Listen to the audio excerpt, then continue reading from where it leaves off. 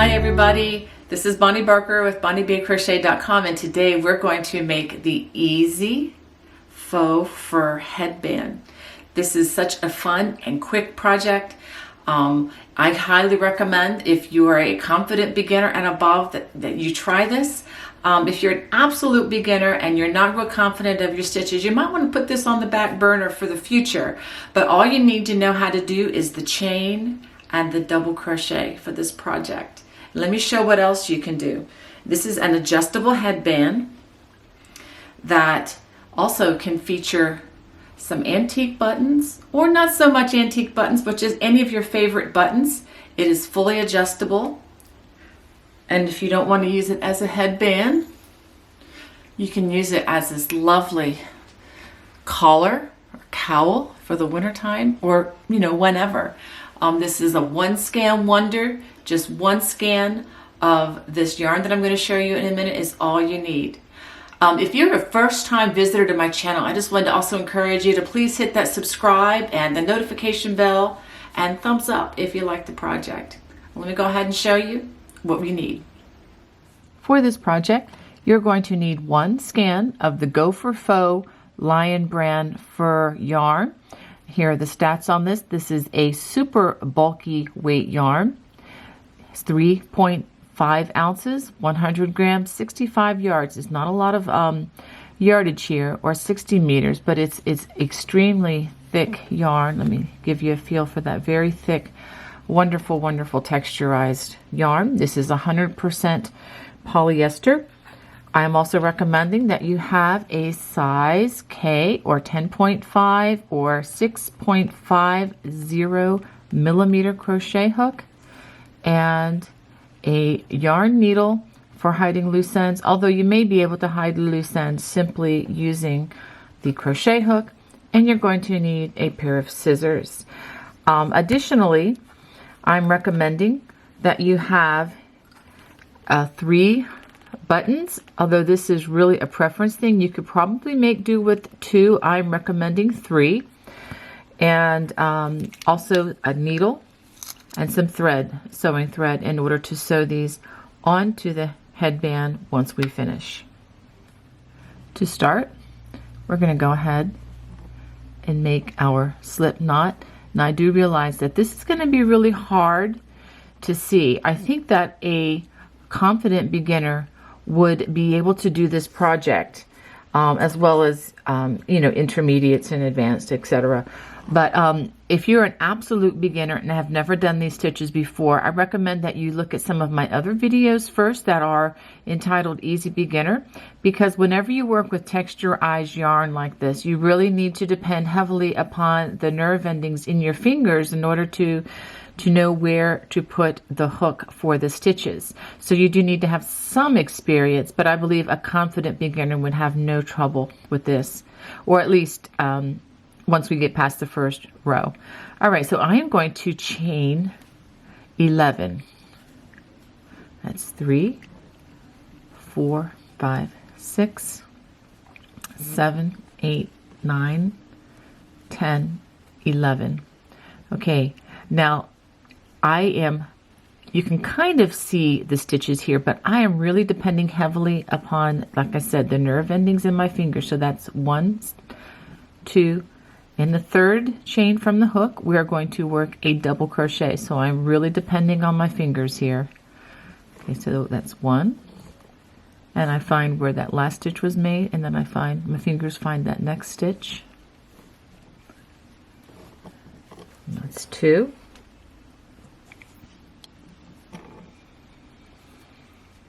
And let me tell you that this is the hardest row right now. It's just working in this chain. Once you get past this particular row, this project becomes a breeze, and I doubt that it will take you even 40 minutes to finish from beginning to end. It is a very quick project. I believe it took me less than 20 minutes to complete. And I'm just going to go ahead and work this across. Well, I'll go ahead and finish this with you. At the end of this, we should have 9 double crochets plus the turning chain. And we should have one more there. All right, so this is how I'm going to count these, because obviously this is really hard to see. So I can, okay, there's the turning chain, and then we have 1, 2, 3, 4, 5, 6, 7, 8, 9. We have 9 double crochets plus the turning chain. That's very important, because each of these we're going to have, I believe, 10 stitches. Let's go ahead and chain 2 and turn. Now this is what's going to be interesting. Instead of trying to find the top of the loops, which is going to be nearly impossible, there is a lot of room in between the stitches. So see the space in between these stitches? That's where we're going to be putting our hook. So we'll go ahead and start.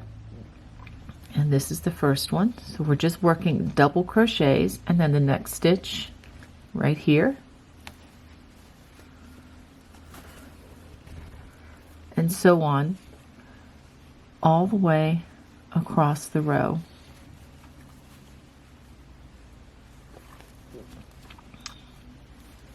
And again, we're going to be counting these. Once you get a row down, row or two, it will go very quickly, very smoothly.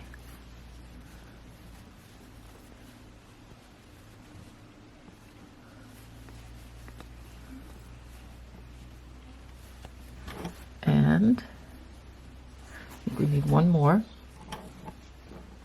because now this is the space between the chain 2 and that last double crochet. So we go ahead and we work a double crochet in between those 2 stitches. Let's go ahead and count. We have the turning chain here, and then 1, 2, 3, 4, 5, 6, 7, 8, 9 double crochets in addition to that.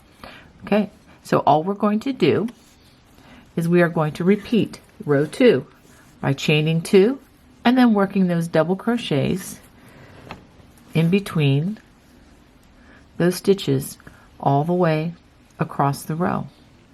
So what you need to do now is do that until either A, you run out of yarn, or B, and these should probably coincide, until this measures the length that you need for your headband. Okay, now I have finished the length of my headband, which is approximately 24 to 25 inches, and I have 30 rows crocheted. Now what we want to do is I will show you how to fasten off, and we're going to want to have enough so that we cross it over like this, so that we can add our buttons on to the project. I should have said this earlier, but let me just say it now, that the buttons that you get should be big enough so that they can slide through the stitches, but not too big so that they don't fit through, but also not too small that they will not hold when sewn on. So make sure that the buttons are, big enough to slip through your stitches. Okay, after you've crocheted this to the length that you like, go ahead and give this a chain and give it a tug, and then we are going to cut the yarn and pull it on through. You could probably even just tear this with your hand, but if you do that, make sure that you're very careful and don't tear the fabric into the stitches here. So in that case, it's probably wiser to just use a pair of scissors to cut it. So now we're going to hide these loose strands. Try to get this through. Oh, it does work. Okay. I wasn't sure if I'd be able to. Well, let's try that again.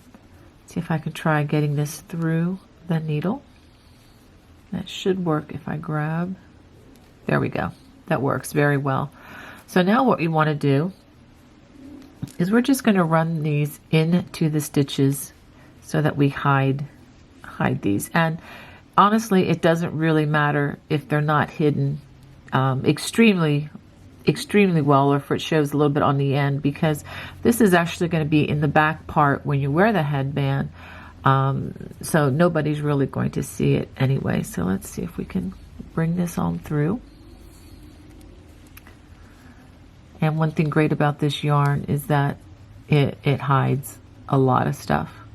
Okay, so I'm just going to run this sideways through these stitches. I'm feeling them with my fingers. And I'm just going to pull it like this. Now make sure that you have this to the length. Oh, this is not for the faint of heart. Okay, there we go. Make sure that you, when you do this, that you don't want to make it longer, because I think finding this knot is going to be downright impossible once you cut the yarn. And that is well hidden. That's not going anywhere. And I have one more here to hide. And I'll go ahead and hide this one off camera, because you know what I'm doing with this. And then I will show you how to sew on the buttons. Now, as far as sewing these buttons on, it really doesn't matter which end you sew them on. Now, the end with the chain might be slightly smaller than the end that you finished on, and I'm actually going to make this the one that I used for my buttonholes, which actually you don't have to put any buttonholes in because it is just full of holes. You see that? Which makes this a very easily adjustable project. So what I'm going to do is I'm going to sew one button on here, one button on the other side, and of course one button right in the middle. And I'm just going to show you how I'm going to do this. I'm going to use a regular needle and some white thread.